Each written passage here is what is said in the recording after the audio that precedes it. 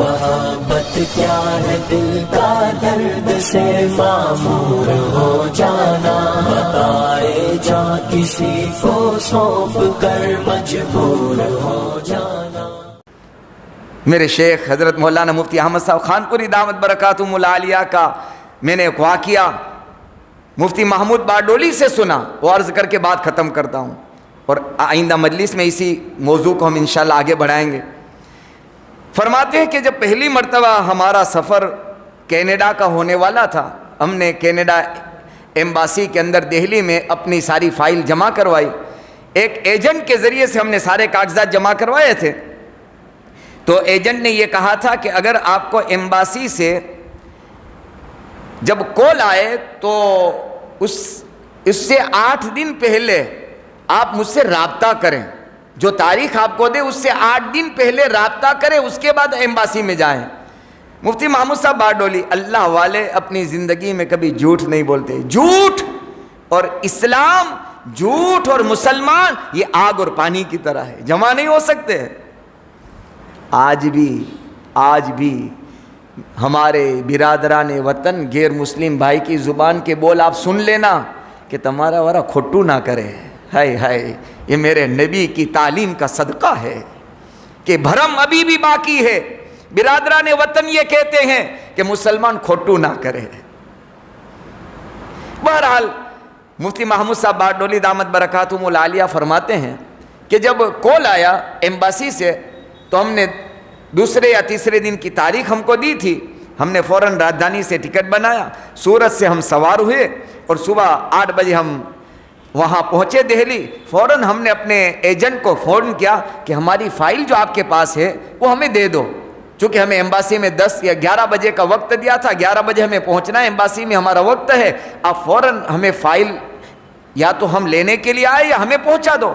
وہ غصے ہو گیا ایجنٹ، کہا کیوں آپ نے اطلاع نہیں کی، ہمیں جانکاری نہیں دی، آپ کو بتایا تھا 8 دن پہلے بتانا ہے، آپ تو عین وقت پر بتا رہے ہیں۔ تو مفتی محمود صاحب فرماتے ہیں میں نے میرے شیخ سے، میرے استاد مفتی احمد صاحب خانپوری دامت برکاتہم العالیہ سے کہا حضرت ایجنٹ تو بہت غصے ہو رہا ہے اور کہہ رہا ہے کہ فائل تو کہ کیوں غصے ہو رہا ہے؟ کہا کہ انہوں نے ہمیں یہ کہا تھا کہ 8 دن پہلے اطلاع دینا، جب آپ وہاں پہنچے اس سے پہلے 8 دن تک ہماری کلاسز آپ کو جوائن کرنی ہے، ہم آپ کو سکھائیں گے کہ کیا سوالات ہوں گے اس میں کینیڈا جانے کے لیے اور اس کے کیا جواب دینے ہیں۔ تو مفتی احمد صاحب خانپوری دامت برکاتہم العالیہ نے کہا کہ وہ ہمیں کیا سکھائے گا، ہمیں جس کام کے لیے جانا ہے وہی ہم جواب دیں گے، ہمیں وہ جھوٹ سکھائے گا، ہم جھوٹ نہیں بولیں گے، جو ہمیں کرنا ہے اور کہنا ہے، جس مقصد کے لیے جانا ہے وہی ہم بتائیں گے، ہم جھوٹ نہیں بولیں گے۔ ان کو کہہ دو آپ فائل پہنچا دیں، ریجیکٹ ہوگا ریفیوز ہوگا یہ ہمارا مسئلہ ہے، ہمارا مقدر ہے، ہم جائیں گے لیکن ہم جھوٹ نہیں بولیں گے۔ اور عام طور پر ایجنٹ جھوٹ سکھاتے ہیں، کیوں جانا ہے؟ ہم برطانیہ لندن میں ایک سفر میں گئے، صورت یہ کہ ایک اللہ والے کا ایک صاحب نے واقعہ سنایا، ہیتھرو ایئرپورٹ پر اترے ہو، ہیتھرو ایئرپورٹ پر انہیں پوچھا کہ بھائی آپ کیوں آئے ہو لندن میں؟ تو ان کو ان کے میزبان نے، اسپانسر نے یوں کہہ دیا تھا کہ آپ کہنا کہ میں ملاقات کے لیے آ رہا ہوں، اور حقیقت میں ملاقات کے لیے نہیں جا رہے تھے، وہ تو بیان کے لیے جا رہے تھے۔ انہوں نے کہا کہ نہیں، میں تو یہاں بیان کے لیے آیا ہوں، دین کی تبلیغ اور ارشاد کے لیے آیا ہوں، مجھے جو پوچھیں گے جو ہوگا وہ جواب دوں گا۔ ہیتھرو ایئرپورٹ پر وہاں کے کیا نام ہے کسٹم آفیسر نے پوچھا کہ آپ کیوں آئے ہو؟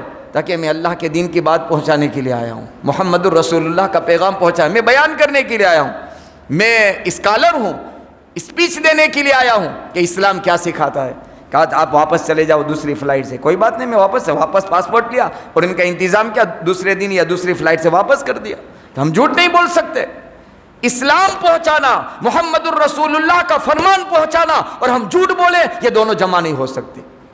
مفتی احمد صاحب خانپوری دامت برکاتہم العالیہ نے کہا ان سے فائل منگوا لو، ہم جھوٹ نہیں بولیں گے، ویزا دینا ہو اس کی مرضی، ویزا نہ دینا ہو تب بھی اس کی مرضی، جھوٹ نہیں بولیں گے۔ مفتی محمود باڈولی دامت برکاتہم العالیہ فرماتے ہیں ہم ایمباسی میں پہنچے, ہمیں جو سوال کیے ہم نے سچ سچ جواب دے دیے. انہوں نے اس دن کے بعد آج تک جتنے بھی اسٹیمپ لگائے ہیں ایک مرتبہ بھی ریفیوز اور ریجیکٹ نہیں کیا ہے. اس کے بعد 10 مرتبہ ہم نے امریکہ کا, کینیڈا کا, پناما کا, دنیا کے ملکوں کا سفر کیا. یہ سچ بولنے کا نتیجہ ہے.